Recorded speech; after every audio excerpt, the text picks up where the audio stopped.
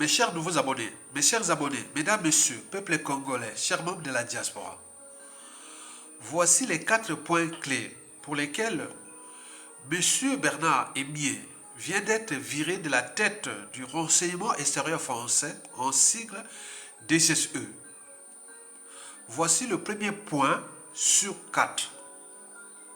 Le problème de l'Afrique, c'est que pour la France, il va falloir redéfinir une politique africaine, mais en partant de zéro, parce qu'on a tout perdu, on est maintenant en race campagne. Le problème de l'Afrique, c'est que pour la France, il va falloir redéfinir une politique africaine, mais en partant de zéro, parce qu'on a tout perdu, on est maintenant...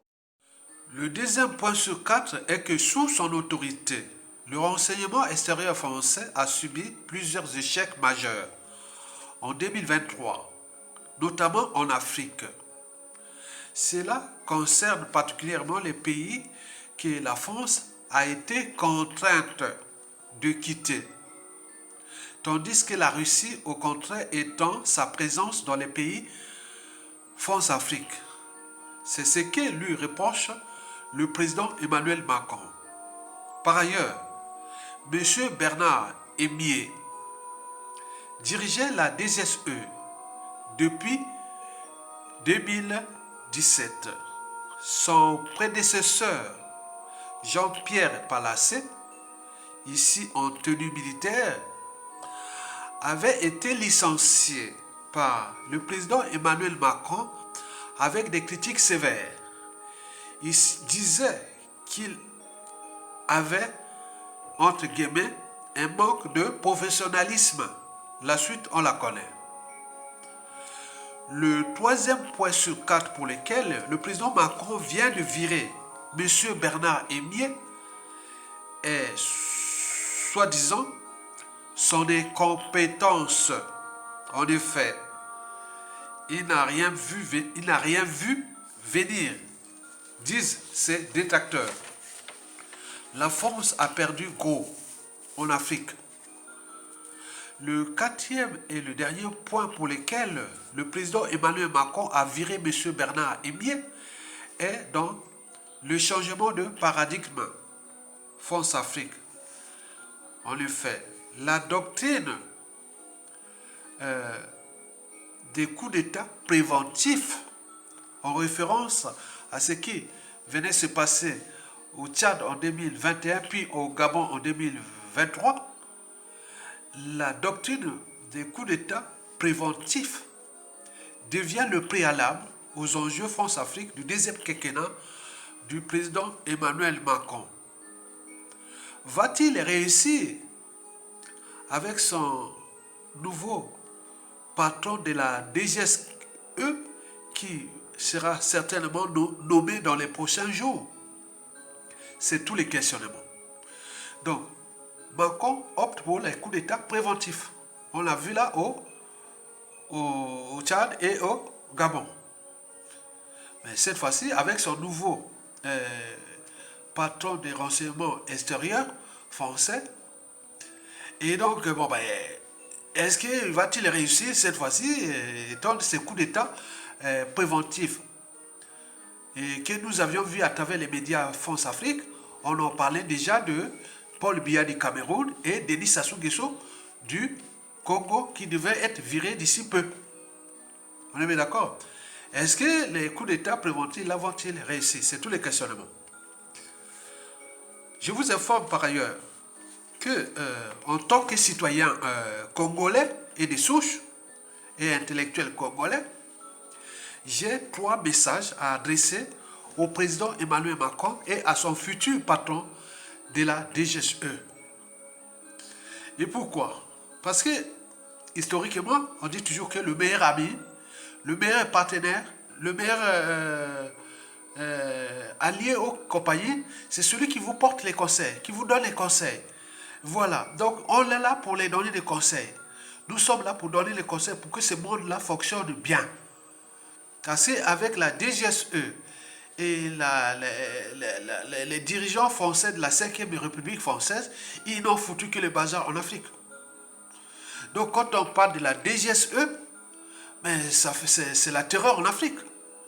Les présidents assassinés, et plein de choses. Ils ont foutu les bazars là-bas, depuis les 3 ordres mondiaux. Bon, le premier ordre mondial de 1885 à la fin de la Deuxième Guerre mondiale, bon, c'était encore des colonies. Après le deuxième ordre mondial de 1945 à 1989, à la fin de la guerre froide, ce fut là l'apogée de la force Afrique. Là où il en a tué, terrorisé, les Bob Denard, tout ça, c'était vraiment les bazars, ils ont créé la bombe. Nous, on connaît cette histoire-là. Donc on a vécu ça, la France ça faisait la terre. Et voilà, c'était plus chaud, la DGSE. Ah mon Dieu, c'est pas possible. Et donc là, il me semble que la DGSE commence à perdre pied en Afrique. Il faut se le dire. Bon, le troisième mondial de 89 jusqu'à nos jours, et qui est aussi à l'apogée, parce que nous rentrons vers le quatrième mondial, où il y a le Sud global, et qui est en train de monter en puissance, et l'Occident dans une situation difficile, où la France-Afrique devient le mouton noir de l'Occident, etc., etc. Donc, il y a des soucis. Bon, donc je vais donner 3 messages. Et ces 3 messages-là, ils doivent en tenir compte de ça, parce que c'est très très important. Le premier message, c'est que bon, le président Macron a opté pour les coups d'État préventifs. Très bien. C'est pour l'intérêt de la France. La France n'a pas d'amis, il n'a que ses intérêts. Bon, c'est nous les Congolais qui devons prendre notre responsabilité de virer Sassou Nguesso ou pas. Mais il faut se le dire que pour ce premier message-là, que depuis 1997, à nos jours, Denis Sassou Nguesso et la France-Afrique portent une lourde responsabilité. Qui dit la France-Afrique, c'est le cheval de Troie de la France. Au regard des crimes de sang, de génocide et autres, jamais résolus, puisque Sassou a les droits de veto. Parce qu'il est le pion, la pièce maîtresse de la France-Afrique. Imaginez-vous les coups d'État que Sassou a déjà opéré dans ce pays. Le Congo-Brazzaville, 3 coups d'État. Le coup d'État politique de 1979, le coup d'État militaire de 1997, le coup d'État politique constitutionnel de 2015. Je répète, 1979, coup d'État politique contre Yobi. 1997, coup d'État militaire sanglant contre le président élu Pascal Lissouba. 2015, coup d'État constitutionnel. Mais il n'y a pas que ça. Les assassinats, les crimes de sang, de génocide et de masse. Donc, les Congolais se demandent, se questionnent dans la représentation, dans la perception ou l'imaginaire de la France-Afrique. Ou que nous faisons de la France-Afrique, est-ce que celle-ci aurait trouvé la terre promise de ces crimes en Afrique au Congo? Et ça soit encore là. Ils continuent à tuer sur une fonds d'échelle. Des crimes multiformes et multidimensionnels. Donc il faut en tenir compte de ça que le Congo est assis sur une bombe à retardement contre la France-Afrique. Donc aujourd'hui c'est Sassou. Ce qui se passe en Afrique de l'Ouest va certainement arriver au Congo. Et sur ce point, les Congolais ont des arguments. Regardez bien après le Rwanda. Quel pays d'Afrique francophone a subi les crimes de sang et de génocide et de masse jamais encore traité?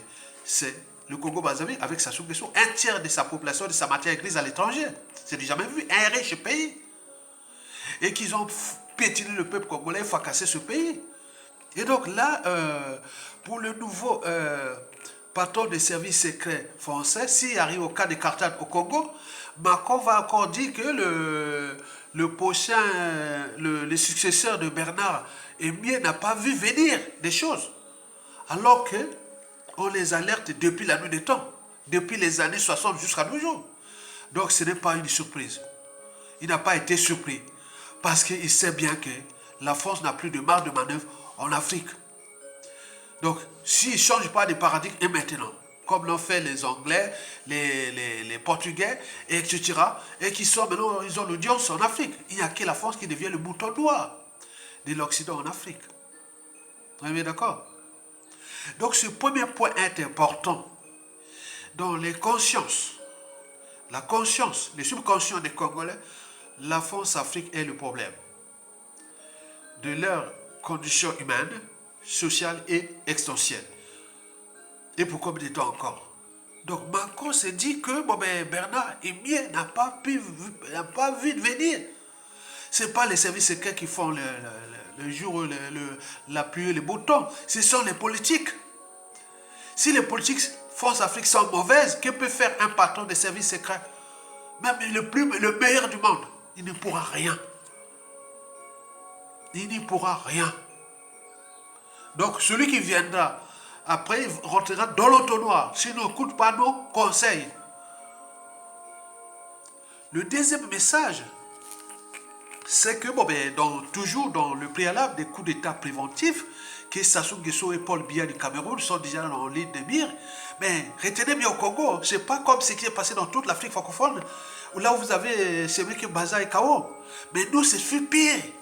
Mais notamment dans le Congo, depuis l'arrestation du ministre André Okobi Salsa, du président du général Jean-Marie Michel Mokoko, n'oublions pas les nombres d'officiers nordistes que ça soit assassiné, ces officiers qui l'avaient aidé à faire ce coup d'État France-Afrique.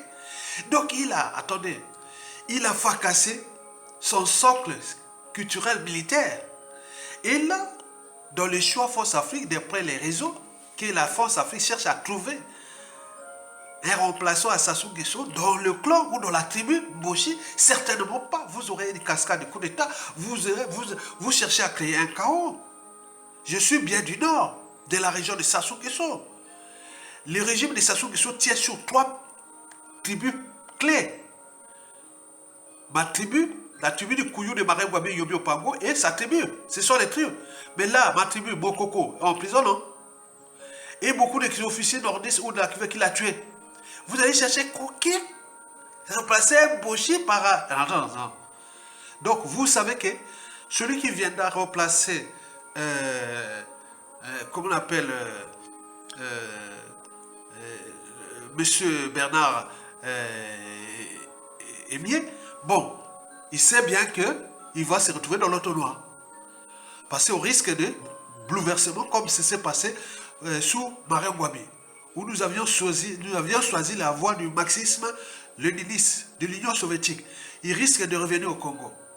Et vous le savez très bien. Et ce pays-là n'est pas un pays n'importe lequel. C'est un pays aussi stratégique de la sous-région d'Afrique centrale et aussi de la France-Afrique. Donc là, la France-Afrique est assise sur une bombe à retardement.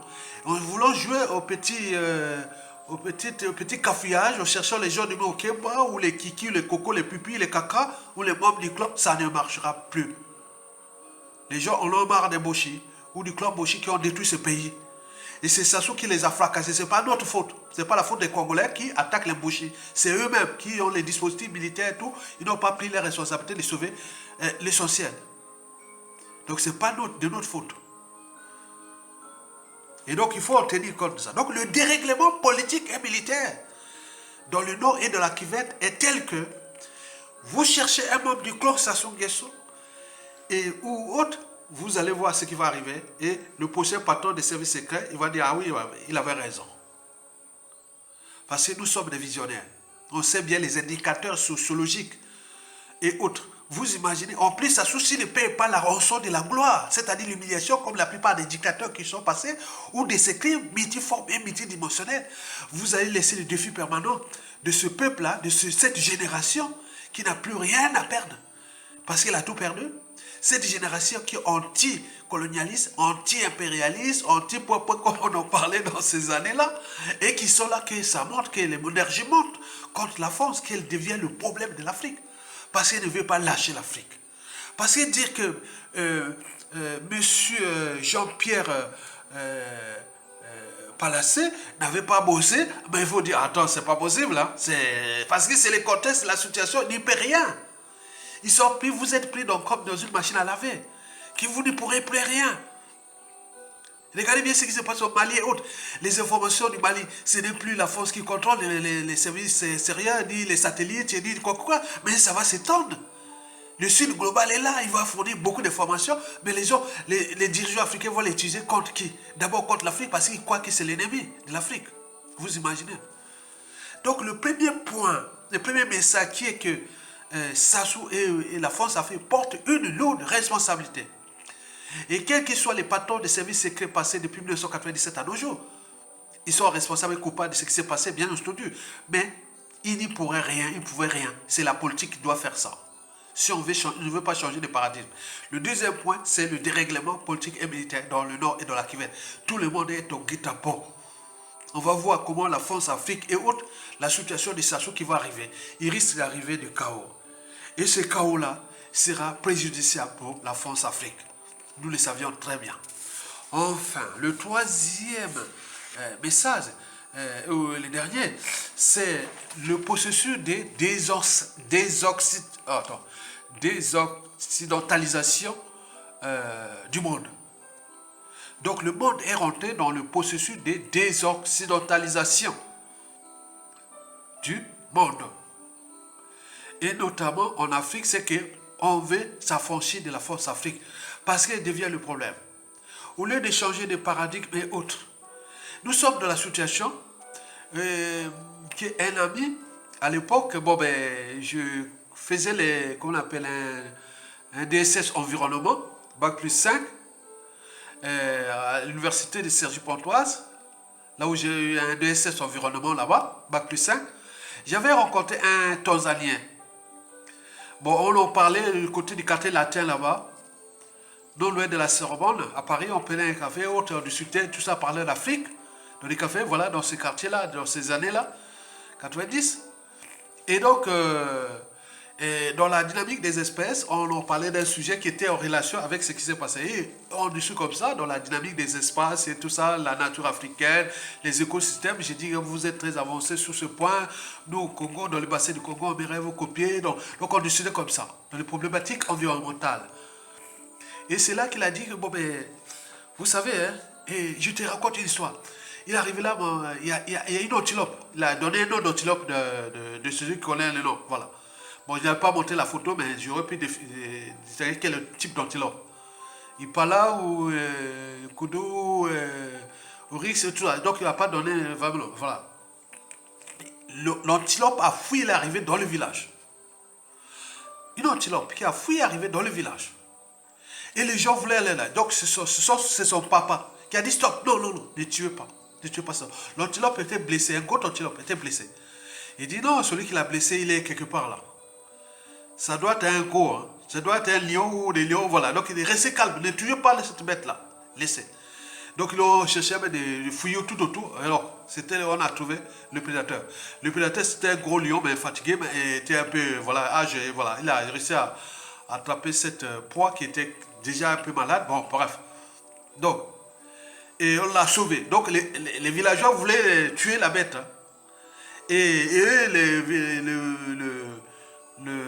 comment on appelle, le papa de ce monsieur-là, ce jour-là, le monsieur est encore en vie, hein, il est au Tanzanie. Il doit un gros bonnet du Tanzanie là-bas. Il a un gros bonnet du Tanzanie. Donc, si peut-être qu'il ne m'a pas encore vu les vidéos, parce que c'était bien dans ces années, donc peut-être qu'il va me repérer là. Et donc, je raconte cette histoire-là. Donc, nous avions discuté de la dynamique des espèces. Et donc, je dis, oh, le gibier là, fut sauvé par les villageois, donc dans son père, qui était chef de village. Et donc, on a cherché, et là, on a vu la bête, on l'a fait fouiller le lion. Le lion a fouillé, maintenant, on a laissé la bête partir, mais il était déjà pas bien bon. Il a succombé à ses blessures. Bon, la viande est toute partagée dans le village après.